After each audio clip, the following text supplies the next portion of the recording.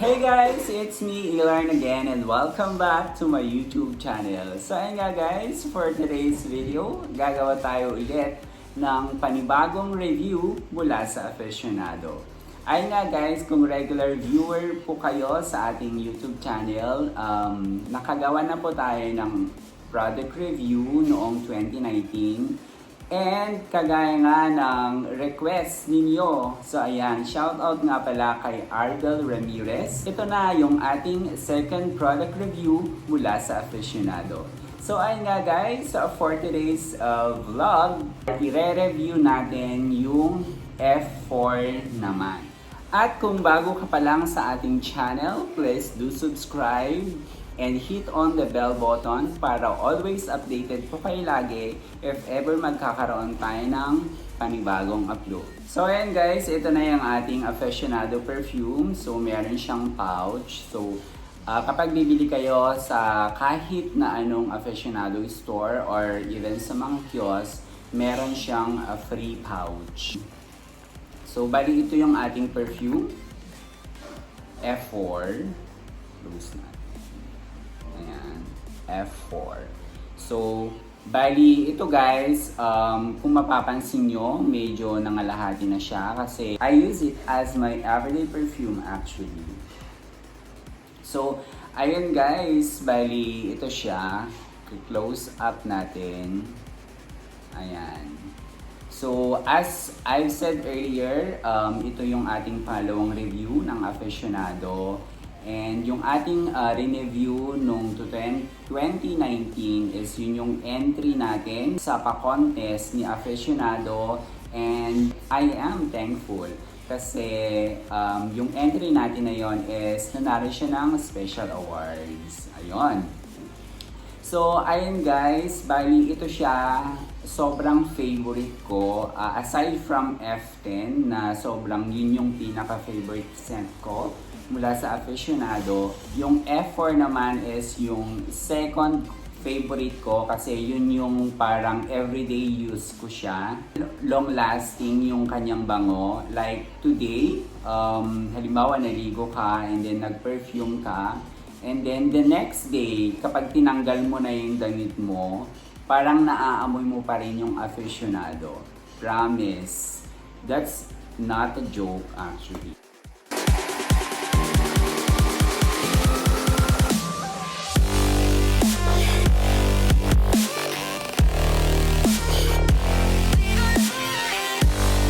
Started using Aficionado way back in college nung nag-aaral pa ako, and even until now na nag-work na ako, ito pa rin yung gamit-gamit ko. Aficionado pa rin. Sobrang long lasting kasi yung bango niya, and madali mo siyang hanapin kahit saang malls yan. Meron at merong Aficionado kang makikita. And good thing sa sitwasyon natin ngayon is nabibili na rin siya sa mga online stores. And even actually, yung mga sari-sari stores is meron na rin tinitindang Aficionado.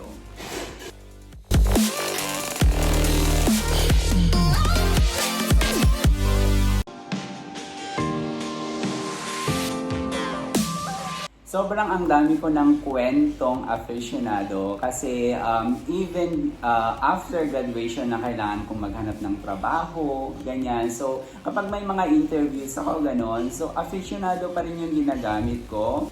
And actually, even nung nakapag-work tayo sa ibang bansa, hinahanap ko talaga yung Aficionado. And good thing, merong Filipino store doon at available ang Aficionado perfume sa kanila. Actually, hindi lang Pinoy yung gumagamit nito pati yung mga local doon sa country na yun na napuntahan ko is marami ring tumatangkilik ng Aficionado.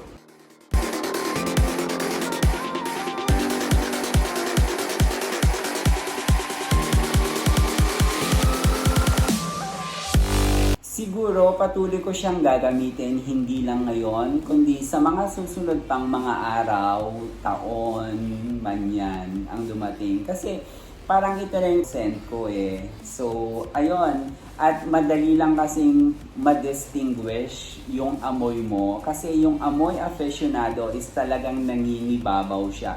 And for my everyday use, ang ginagamit ko nga ay yung F4 Aficionado. And ayun nga guys, that's my Aficionado Pixie Stories. What's yours? Just comment down below guys kung ano pa yung mga Aficionado F number ang gusto nyong i-review natin. So ayun guys, that's all for now. This has been Ylarn saying bye bye everyone. See you on my next video. Bye!